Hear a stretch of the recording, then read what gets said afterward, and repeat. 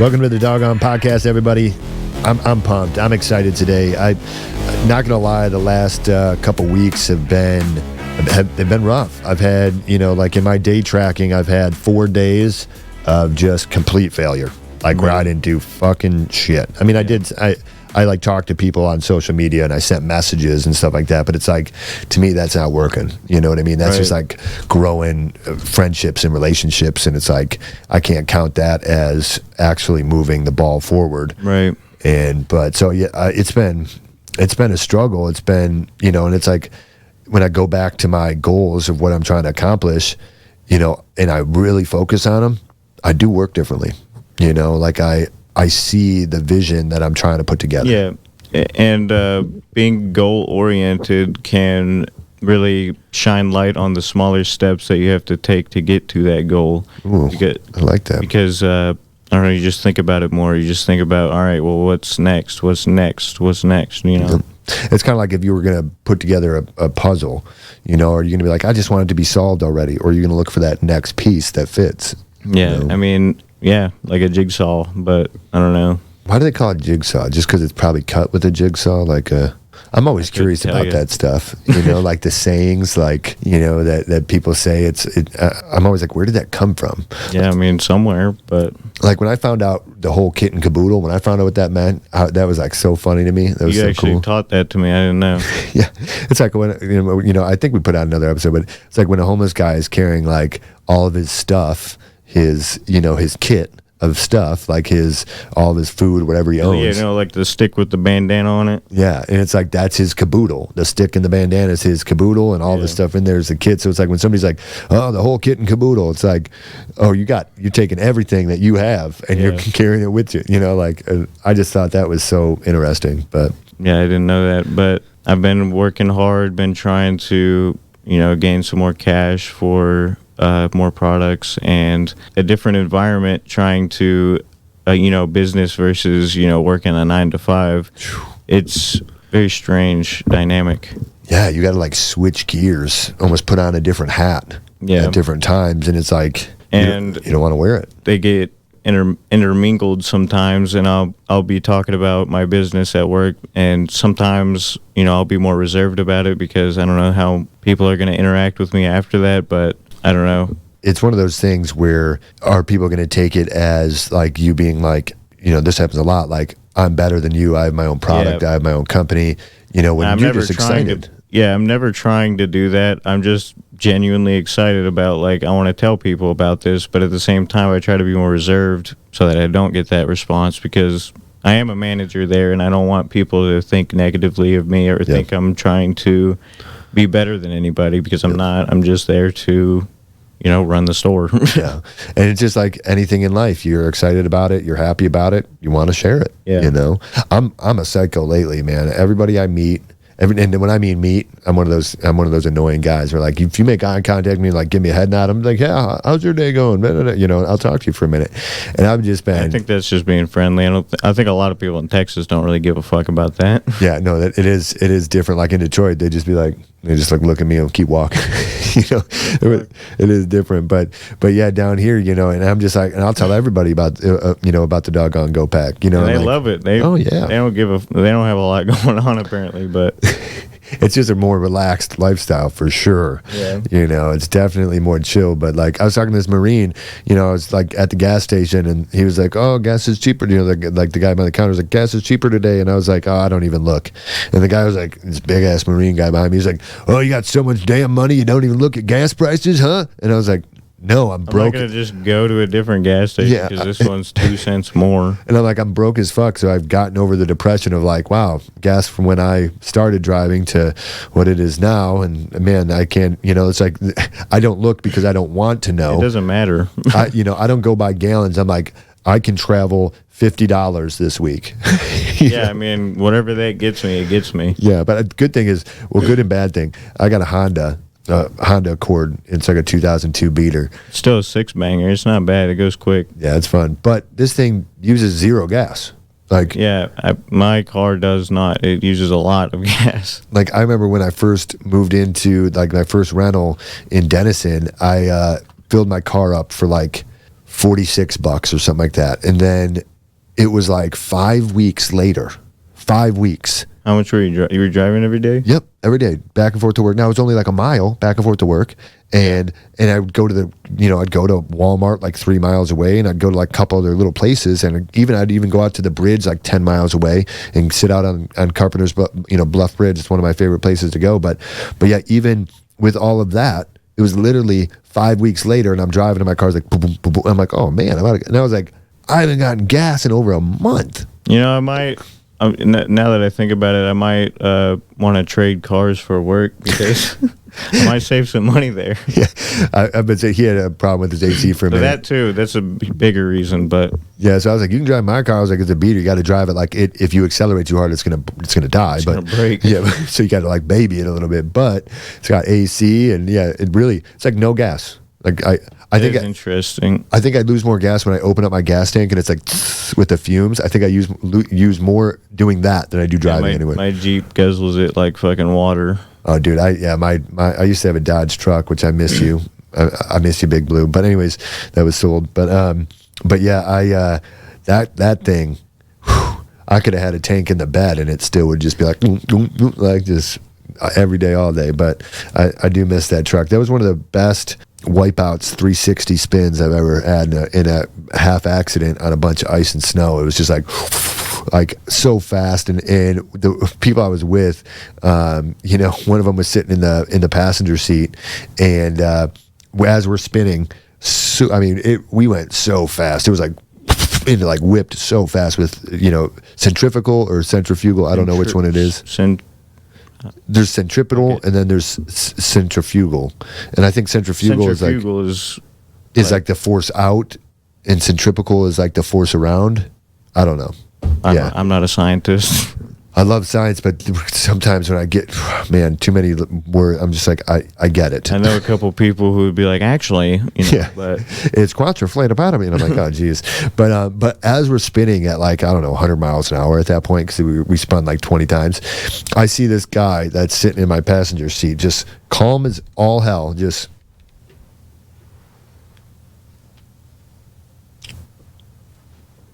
like that, as we're spinning. I'm like looking over, and I see him just like slow as fuck, calm as can be, buckle himself up, and then just be like, look, I'm waiting for it. And ready. Yeah, we slid into a snowbank and ended up being fine, but yeah, it was pretty interesting. That was a wild ride.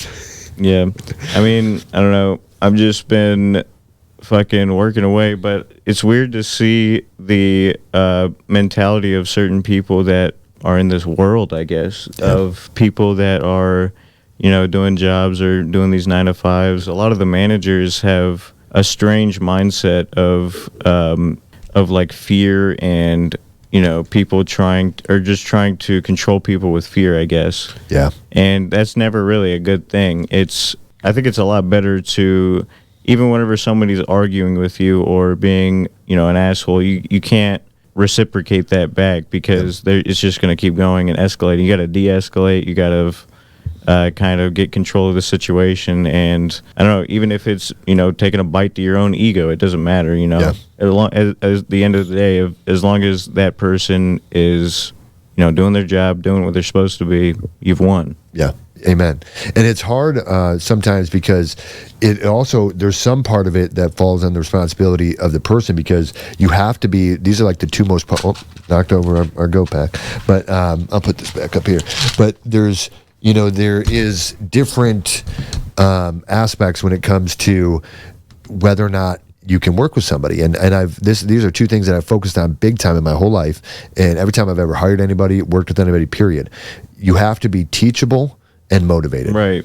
And it's hard. A lot of people are not. Yeah. So it's wild.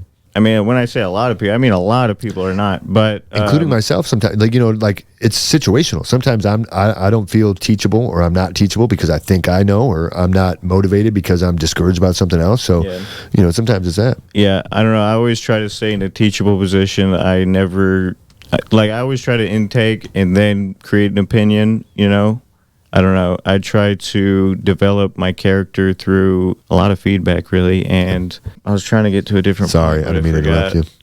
You can go ahead. No, yeah, it was my bad. I was just talking about how, like, you know, it kind of playing off what you said about, you know, taking a shot to your ego and just like de-escalating the situation. Oh yeah, I was thinking about this couple, or I guess it's one specific guy, but he's way too ego driven, and a lot of the people, or he's a manager, and a lot of the people under him don't really like him, and that's a bad thing for a manager because they're not going to do what you want them to do, and I don't know, it's just people need to learn de-escalation over escalation. Yeah, and if you're, and sometimes like the more skills and knowledge you acquire, the less teachable you can become in some scenarios. Right. And you have to really fight that to like be able to take that input. And you also have to realize that people come from all walks of life. Like somebody could come in and you would know way more about this specific thing, but they could be a fucking master in everything else, but they just don't know what this is. So you got to teach them.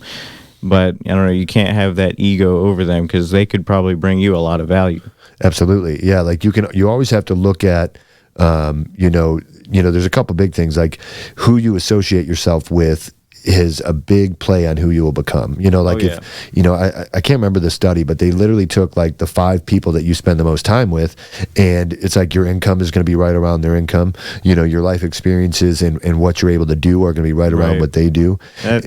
That does make sense. Yeah, and so you have to pay attention because whether, like some people are like, well, I don't get influenced by others. I'm the influential person. I'm set in my ways. Influence always goes both ways. Yeah, I mean, you're always being influenced by everything, whether you like it or not. Yep. Even if it's you being like, I disagree with that, or I don't want to have that as a belief, I'm going to focus over here. That action of doing that still pulls away where you're like, discounting that person's belief. Maybe in that one area you're right, and it's like, yeah, I shouldn't get plastered every night and, you know, wake up drunk on the porch, but you know, then they may be a genius in this section. So but because you've already made that decision, like, man, you know, that because of that I don't want to interact with this guy, you may lose that, but at the same time you have to protect yourself from not being influenced by that bad behavior, you know.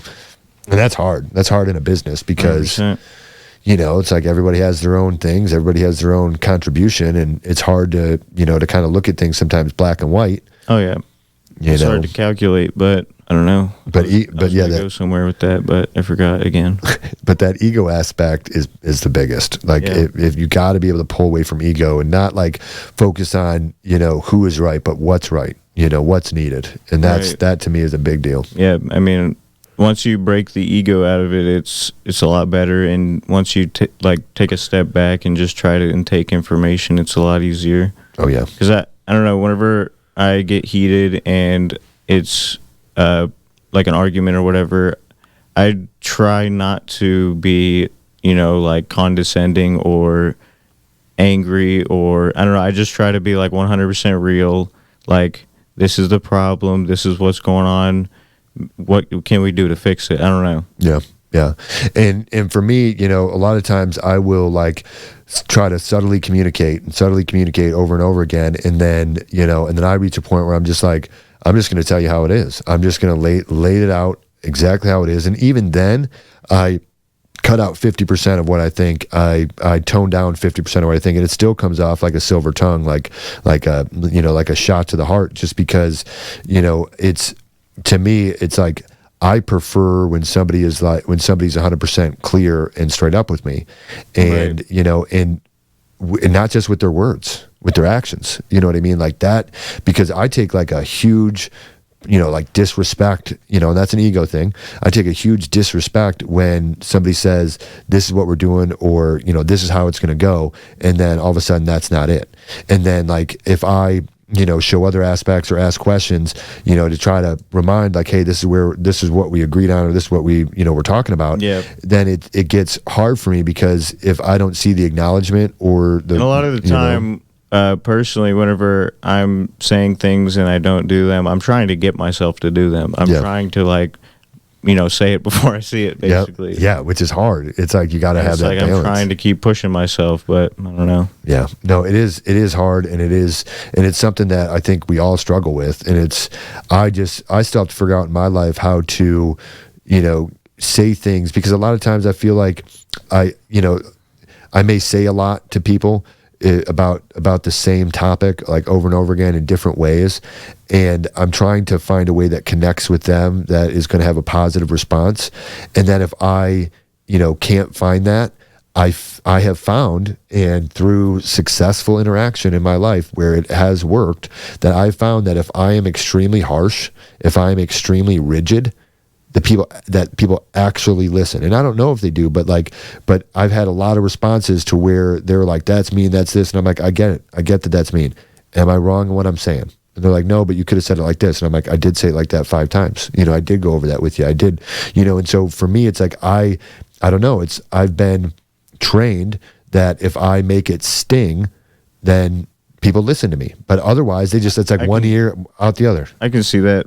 I think there is a fine line to walk, but it's hard to get it right, I guess. I don't know.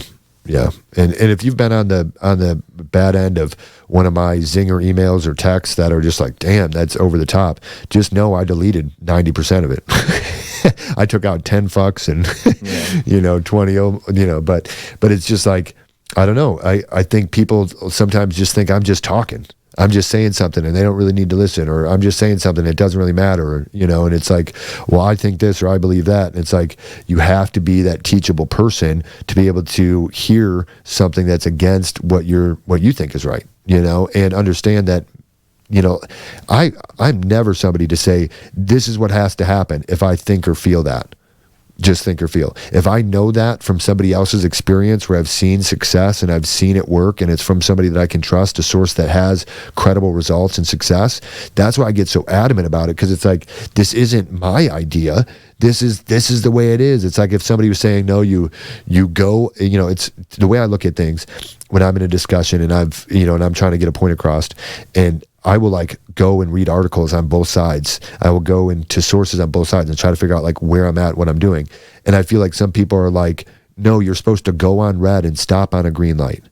And I feel like that's how that conversation is with them, where I'm like, no, that is not. And they're like, well, I think that, I feel that's right. I think that's right. And it's like, okay, does anybody else think that's right? Does anybody else feel that that's right? Does anybody else think that's okay? No, people think you stop on red and go on green. So even though you really feel that, and I feel that strength of opposite, right? And I understand that, but I don't know. I feel like there's a lot of different ways to get the same thing done. At the same time, there is a lot of ways to do things the best way. Mm-hmm. But I don't know. It's just hard to figure that out. Yeah, and that's why I don't figure it out. I go to people who already have and have proven results.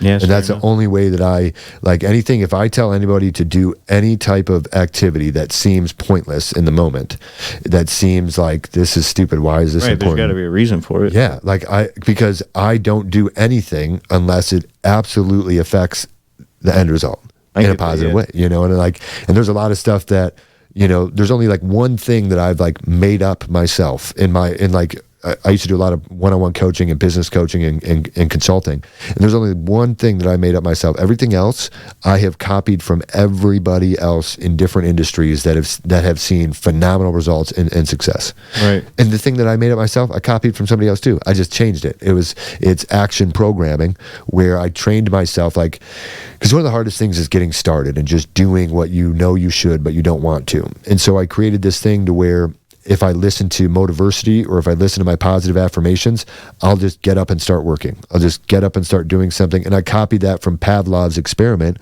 where he would ring the bell every time the dogs ate, so that every time he would ring the bell, even if they weren't eating or there was no food present, they would still salivate like they were going to eat. And so I just copied that over into my life, that anytime I was working or I was in the middle of a task that I had to finish, like I'd start cutting the grass, I'd put Motiversity on, or I'd put my positive affirmations on. And I would just listen to those as I'm cutting the grass. And then what I found was, if I needed to do something, if I needed to take action on something that the gratification or the positive result is way down the road and I don't want to do it, then all I'd have to do is put on my positive affirmations or Motiversity, and boom, I would do it. Right. And that's the only thing that I've ever made up. Everything else I've stolen. And this is even crazier. And I've stolen this too. Me saying, I've stolen everything was actually something that somebody else said in a speech that I watched, and he was like, I've stolen everything that I don't take credit for it. It's not like this is Alex's way of doing it. I just bring up the terminology and I try to make it apparent to people, but it's like even me saying I've stolen everything was stolen from a guy who said that. Right. So, but that guy was a G. He's phenomenal. Chuck Getchell. Anybody who knows him out there, he was a powerhouse in the team and Amway and a whole bunch of other stuff. But just a really good guy. But yeah, so it's hard. It's like it's a constant battle of ego, understanding, and bringing in new information. Yep. And Mark Cuban says people fail without motivation and education. And it's like you always have to be educating yourself and you always have to be motivated. And it's like, I don't know, motivation comes from a weird place. So it's hard to, it's not something that you can just produce or create. But yeah, guys, we're getting excited. Thanks for listening today. We're just kind of shooting from the hip, but I think there's some valuable nuggets in there that everyone can kind of pull away, whether you're growing your own business or whether you're developing your own brand or just trying something new. Whatever it is. Yeah, like just know that you got to be a fool before you're a master, and just keep plugging away. Just keep doing it. But yeah, guys, if there's anything you want to hear about, anything you want us to talk about, reach out to us. Feedback. We're about to have the packs in, so you guys are going to get all of your packs soon. Yeah. I'm excited for that. I can't wait for that. It's going to be a lot more work, and I'm looking forward to it. Right. All right, guys. Thanks. We'll see you.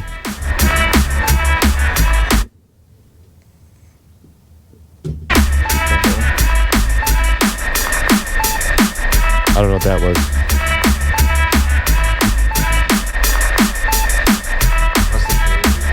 Yeah, it's very sensitive.